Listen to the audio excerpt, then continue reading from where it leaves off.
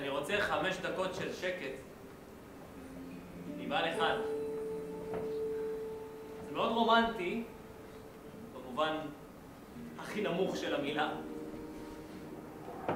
נתקלתי באשתי לשעבר לפני כמה ימים, ידיים מלאה בארס, אם אפשר לקרוא לזה ככה.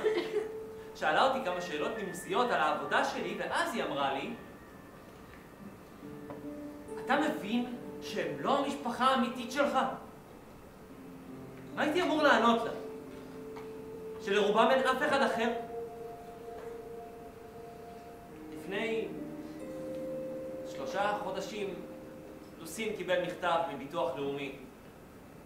הוחלט לקצץ לו את הקצבה. כי לטענתם, על פי האינפורמציה שיש בידם, לוסין מסוגל להשתלב באופן מלא בקהילה. ערערנו, אבל ללא הצלחה.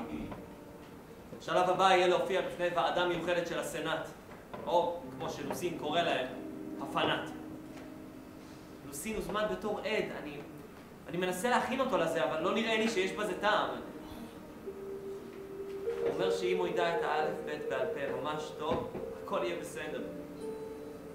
הוא גם אומר שהוא רוצה להביא איתו את ספיידרמן, כי רק ככה הם יבינו כמה זה חשוב. איך שלא יהיה, אשתי לשעבר היא נראית נפלאה עכשיו, היא נוהגת ב-BMW חדשה, והיא לובשת הרבה ירוק בהיר, ממש השטן לובש את פראדה. מי זה האיש הקטן והמציג שיושב מאחורה? היא שאלה אותי. זה ארנון, אמרתי לה. למה הוא מחזיק את המפה של רוסיה? הוא מתכנן את הבריחה שלו לשם. איך אתה יכול לסבול את זה? היא שאלה. וארנון עוד יושב במושב האחורי, מקשיב, ומבין כל מילה.